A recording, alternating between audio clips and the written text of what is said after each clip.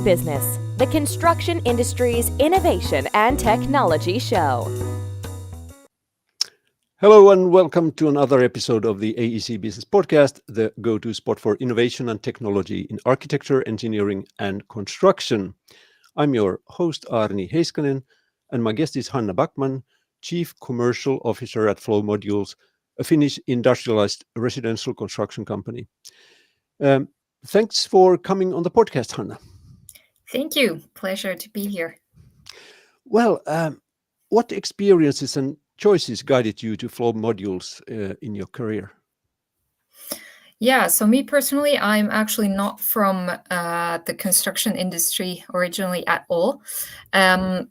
So basically, what I talk about today is basically all the credit of that to the Flow Modules team. I just have the privilege to talk about it, but it's a great thing. So I started in technical communication, then I've done product marketing, some of the technical communication stuff, and different commercial roles.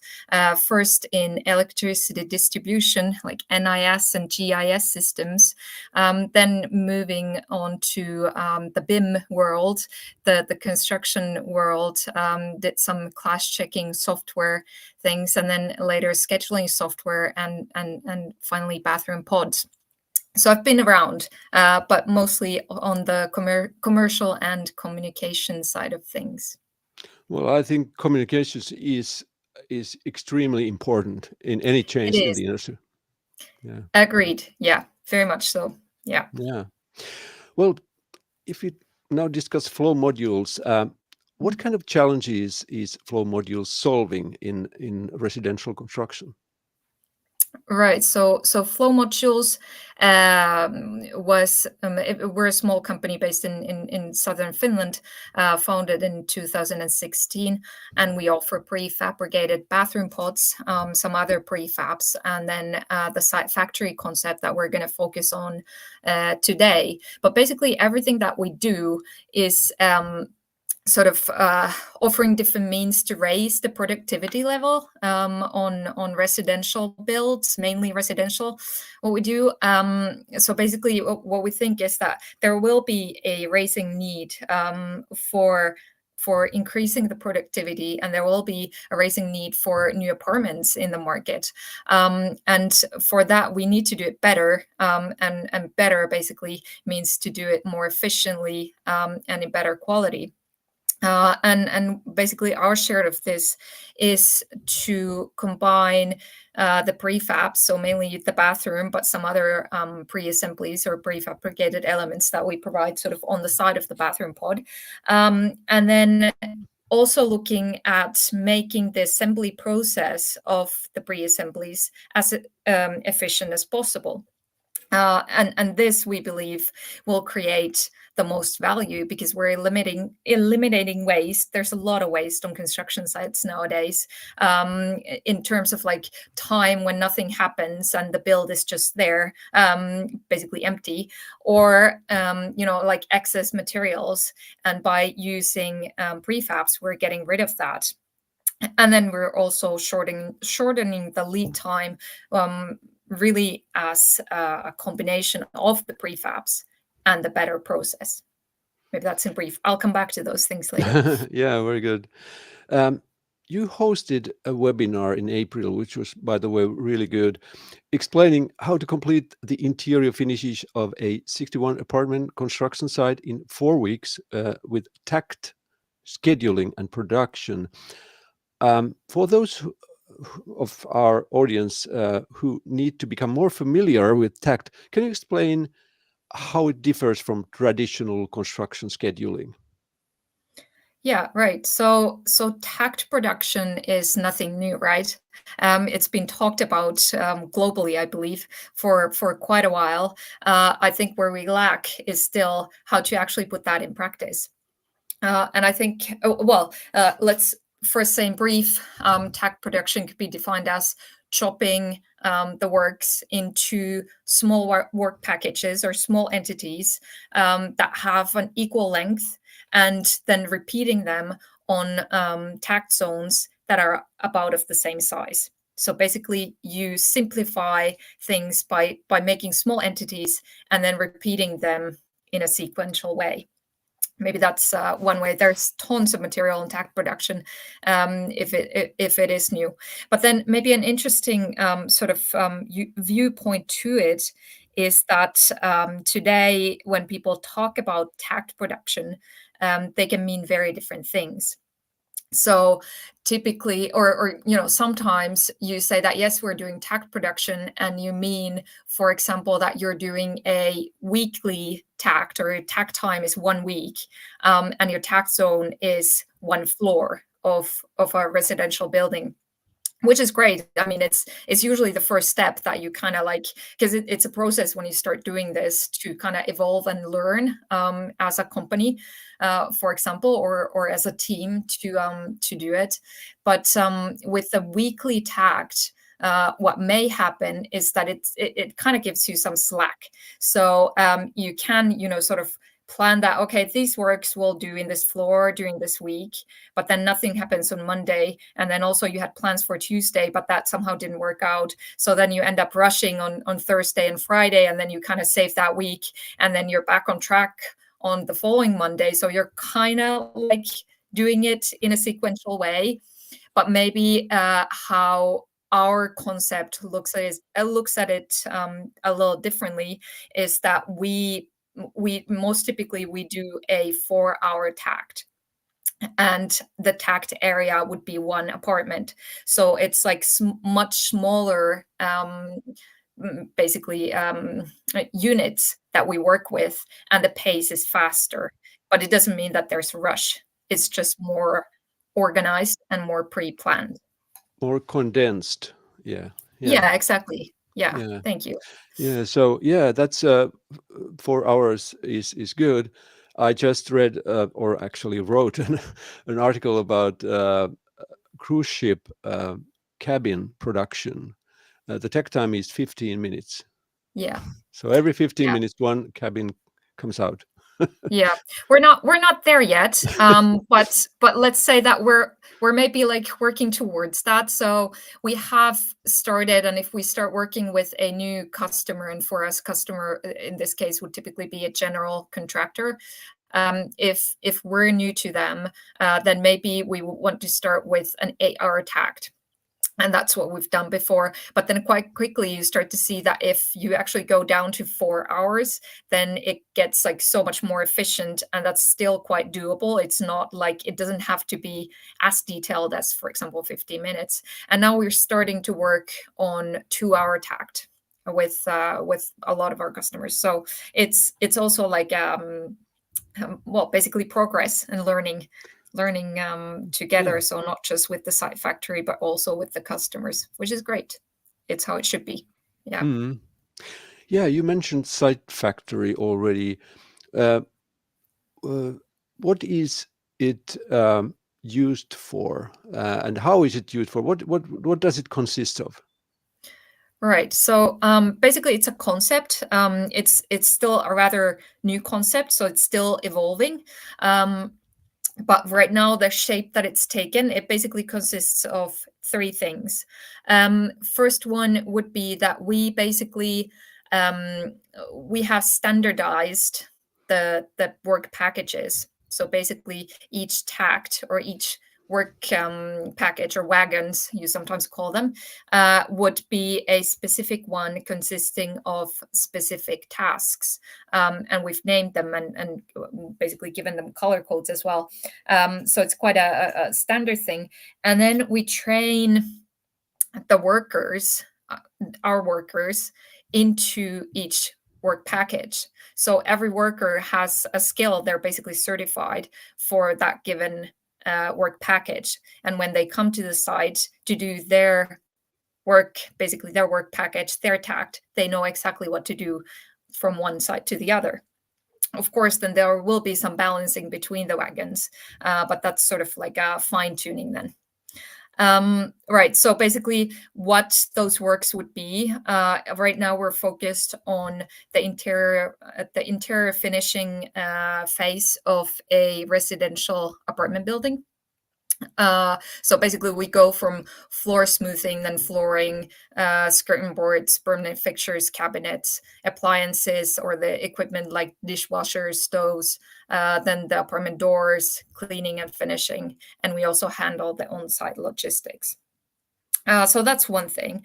Then another quite cool thing, and something that really came from basically customer needs, is that instead of like selling this as a black box that you basically buy the interior finishes and then we come and do it, instead of that, we provide the workers and they know their stuff, but then we also provide the site manager of the general contractor basically with all the tools and basically structure and templates that they need for basically making the TAC production plan. So the scheduling, the material planning that needs to go beforehand, and then materials for example, the daily management. And this then enables the site management really to work sort of in the concept so that they're not doing something else that what the workers have been trained to do. And for that, we provide coaching for any site manager that is new to the concept. So it's not like we just throw our workers onto the site, which happens in a lot of projects, and then they kind of figure out what to do and how to do it. But instead, we've like really made it clear and pre-planned for everybody. And then the third one would be actually then carrying out the work. So basically you've planned everything beforehand. You have the workers, they know what to do. And then the train, the TAC train just basically like flows through the site and it's actually really fast. And by that, we were basically able to fully finish apartments. So there's no like some trims missing there or, some parts missing here, but it's fully finished. And we close the door, we seal the door, so that nobody goes in until it's approved and taken. Basically, then after the handover given away. So it really raises the quality, but also really shortens the lead time of the whole project, not just the interior finishing phase, which can be dramatically shortened, but then that has an impact also for the whole project. And that's where the biggest benefits come from. Yeah, and I also imagine that you have to involve logistics in this process. Yeah, definitely. It's a big part and a really important part. And of course, for that, there's the on-site logistics, and then there's the logistics to the site, right? And definitely here we work with the site management of the general contractor to kind of help them understand the level of detail that you need to plan all of that. And we go into I don't know how it is in other countries, but in Finland we're quite used to sort of having like a broad idea of this is how it's going to go and this is when we need stuff and then it arrives at some point. But instead here we actually go to the level of calculating each apartment and how many packages of laminate flooring, for example, is needed in that apartment. And because of the TAC scheduling, because flooring would be one work package, we would know exactly that those packages, say 15 or 20, however, whatever number is needed in that apartment at that specific time. And quite importantly, also we separate the works from the on-site logistics. So we're going to have specific people taking care of the on-site logistics from whether it be like just-in-time deliveries or whether it be some on-site warehouse or storage, if that's possible. But this we kind of need to then work within each project because it depends on how much space there is, if there is chance for storage or if there is a chance for just-in-time deliveries. That depends a little bit on the supply chain too, which is another thing. Yeah, but it's a super important thing, because then when you're doing, even if it's a 4-hour tact, which is not even the tightest, but it's super important that the floor is there, that it can be carried to the apartment, that before the tact, before the flooring tact starts. If it's not there, then the whole train is gonna collapse basically, or there's gonna be problems, and that's gonna cost money. So it's a super important topic. Yeah. Yeah. Well, you said that this is a learning process, but what have been the biggest challenges in developing and implementing this Sitefactory? Yeah. So maybe here I would kind of separate the problems that you face on site, like the daily problems, which there are always going to be problems, no matter what construction project you have. There are always going to be problems, and how we sort of do this in our concept is that the site management actually needs to be on the site, like on the build, every day. They're no longer in the site management office, but they're actually like among the workers. And we really want the daily management, and we want there to be daily tact meetings on the site with everybody. So you're basically constantly on top of whether there are problems and what problems there are, and then immediately solving them. And this really, like, it kind of changes the pace of things, and you really look at changing things right now, or changing them, doing better tomorrow, not in the next project. And that definitely has an impact on the productivity as well. But then maybe in a larger picture, sort of challenges in developing our concept, and basically like bringing our concepts to the sites.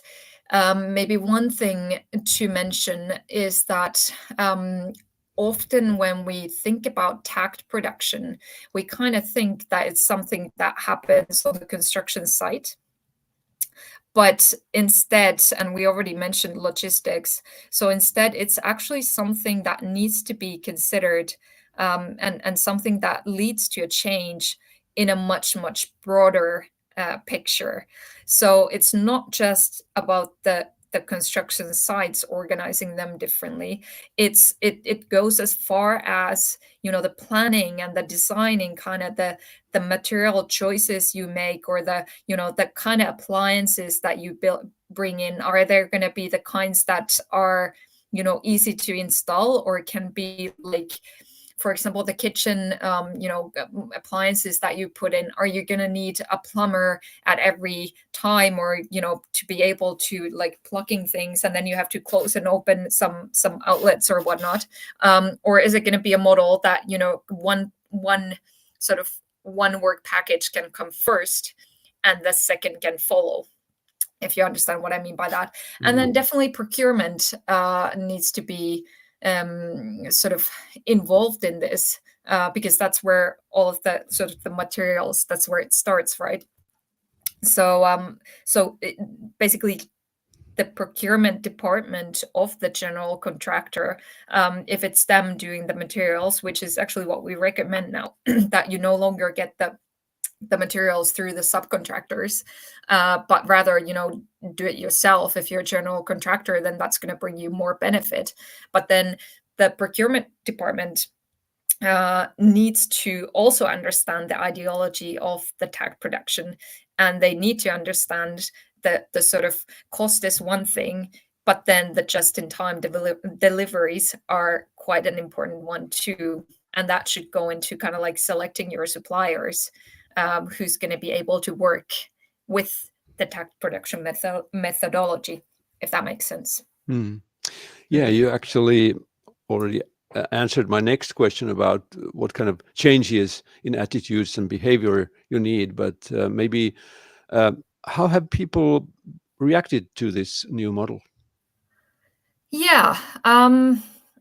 I mean, I guess as always, when there is a change, some people are going to embrace it easily and, with open arms, and then some might struggle a little bit. Of course, it's also a different type of a change.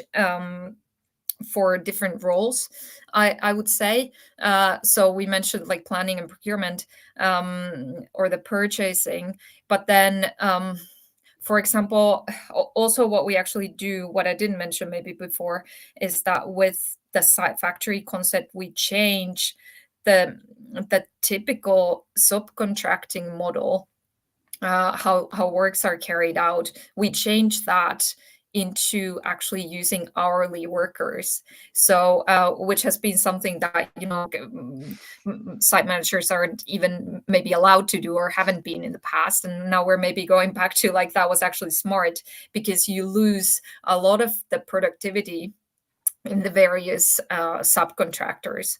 Like my favorite example would be that sometimes you could have on a residential site, you could have a separate subcontractor for curtain rails. So basically the rail that you put above the window, and a separate subcontractor comes in, provides the materials, so basically the rails, and then goes around the building and puts them on.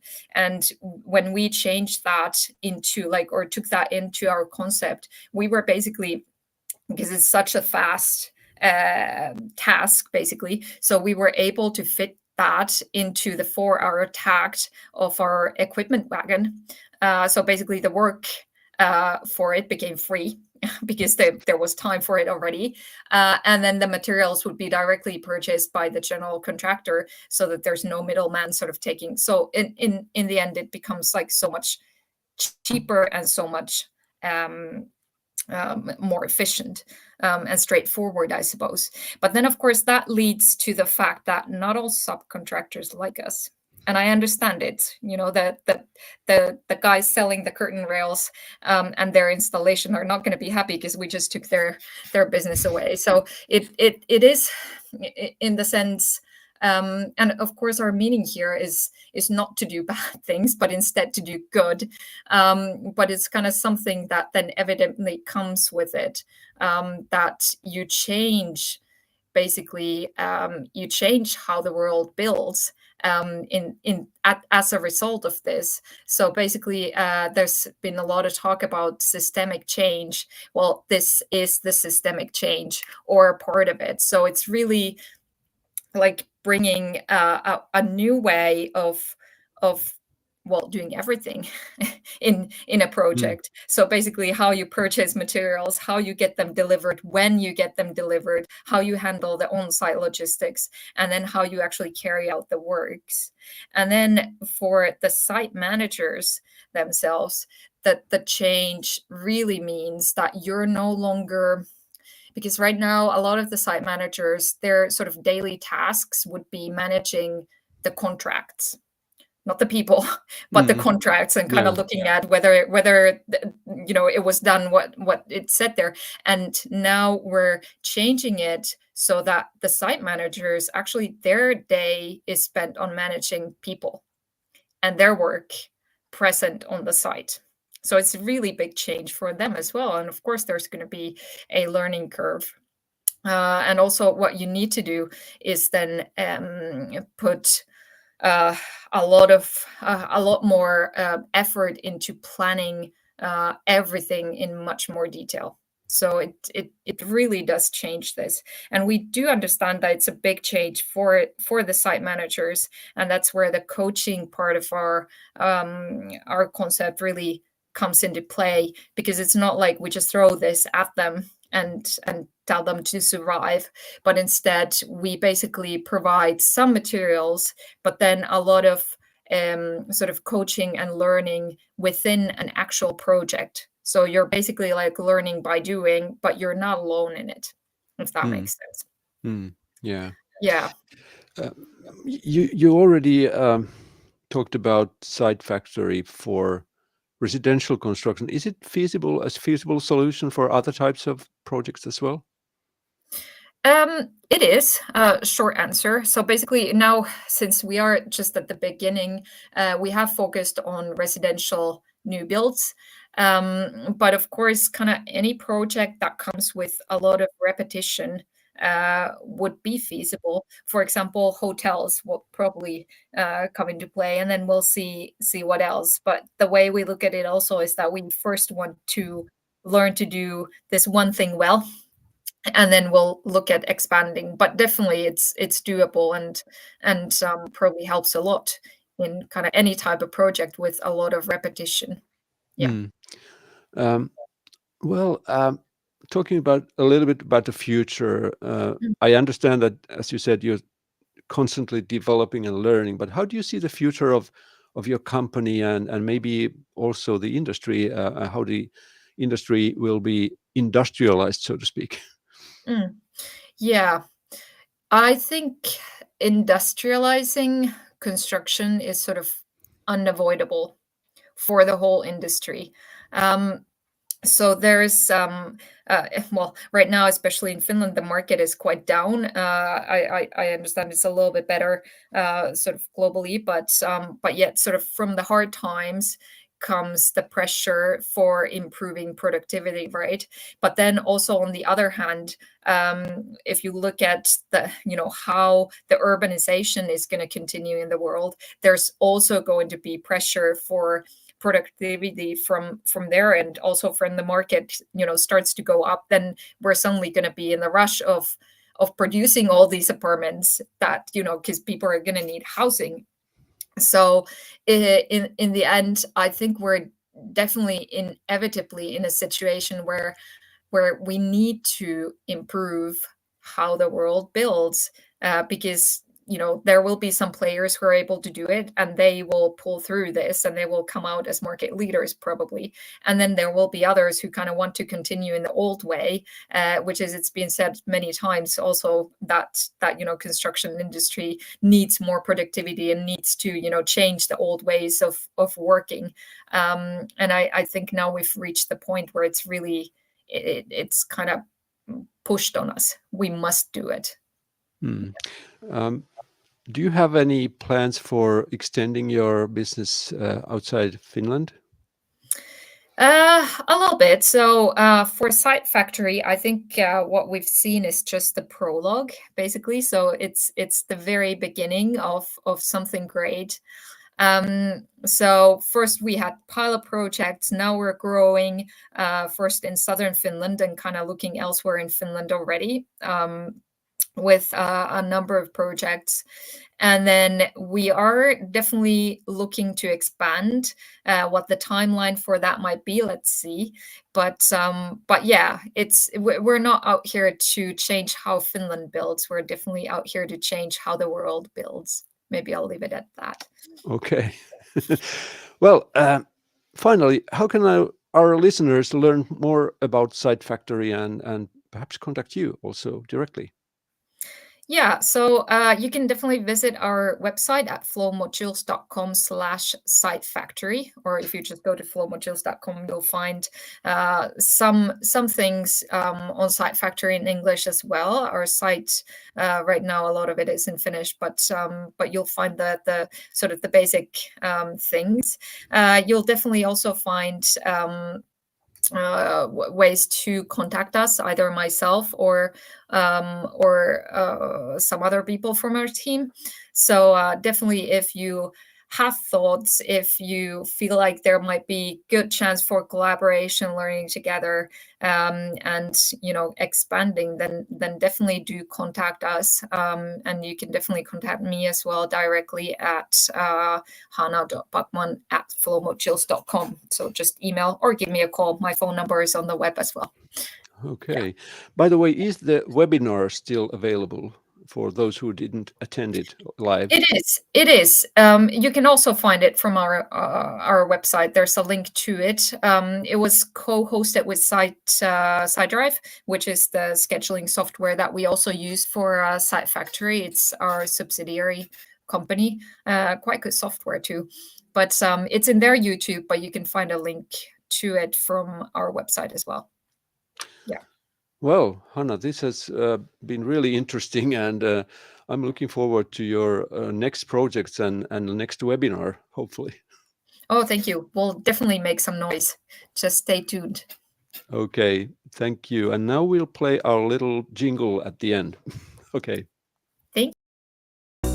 Thanks for listening. Subscribe to this podcast and visit aec-business.com, the award-winning blog, for more news and stories.